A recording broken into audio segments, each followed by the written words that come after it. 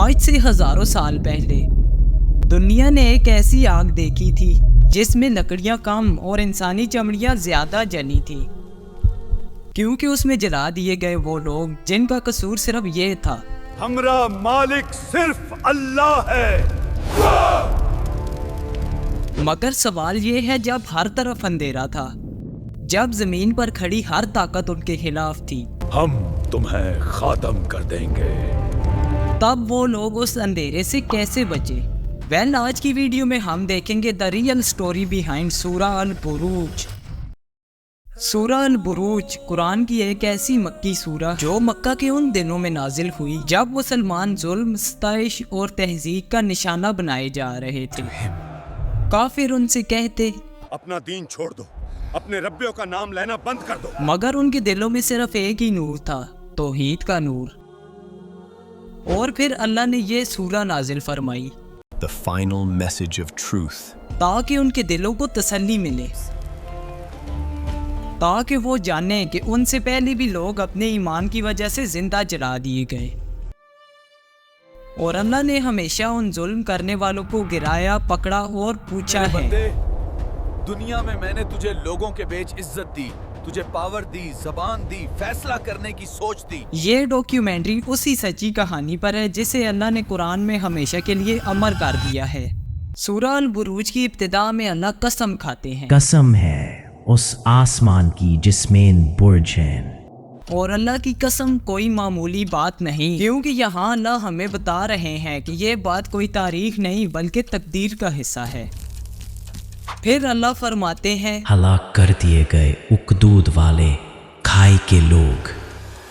یمن کی دھرتی ہمیرائٹ کنگڈم کا آخری بادشاہ دو نواس، ایک ایسا بادشاہ جس کی سلطنت صرف طاقت سے چلتی تھی، جس کا دین لوگوں پر زبردستی تھوپا جاتا تھا، ہم تمہیں مار ڈالیں گے، جس کی حکومت ظلم کی نیو پر کھڑی تھی۔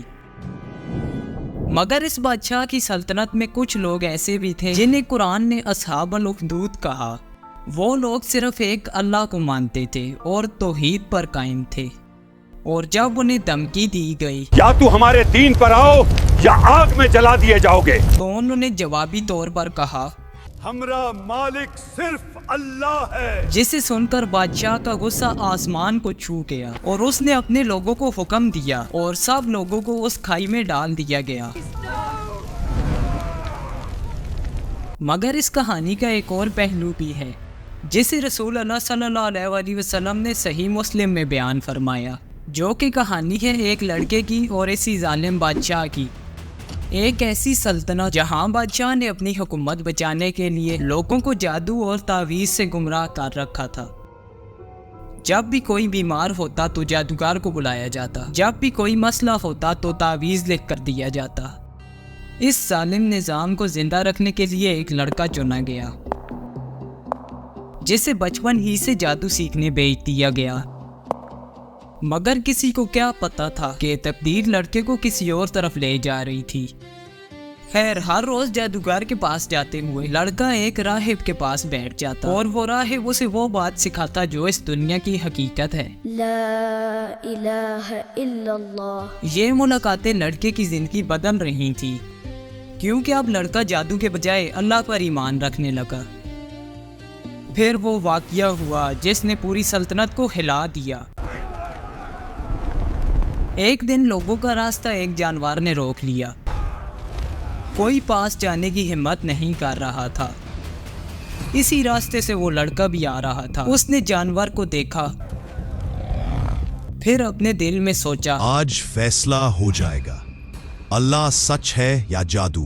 وہ آگے بڑھا، زمین سے ایک پتھر اٹھایا اور پورے یقین کے ساتھ کہا، بسم اللہ رب الغلام۔ اس نے پتھر پھینکا، پتھر لگتے ہی جانور چیخ کر گر گیا اور راستہ کھل گیا، اور دوسری طرف سب لوگ یہی کہہ رہے تھے، یہ کوئی عام بچہ نہیں۔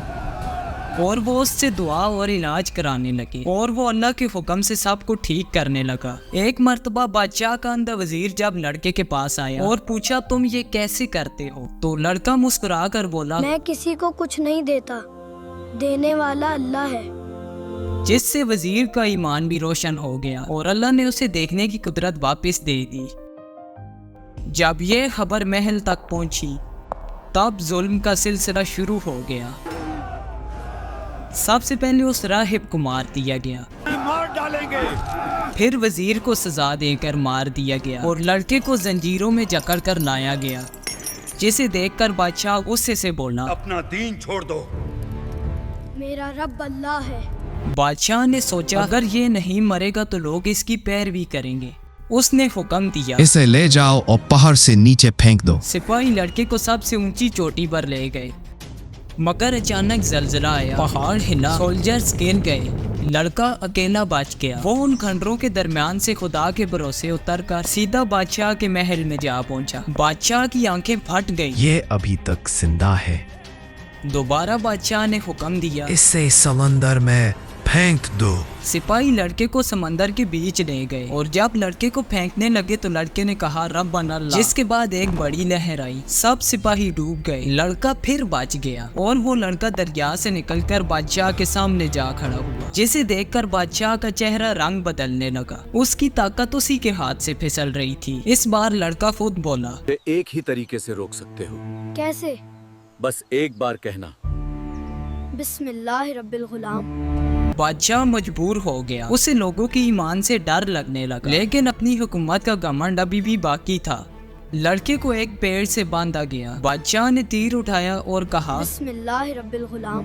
तीर चला और सीधा लड़के के सीने में उतर गया। उसने एक सांस ली और शहादत पा गया। लेकिन जब उसकी सांस रुकी तो पूरी कौम बुलंद आवाज में बोल पड़ी, हमरा मालिक सिर्फ अल्लाह है। जिसे देखकर बादशाह पागल हो गया। उसने फौरन खाई खुदवाई, आग भड़काई और सबको एक एक करके जला दिया।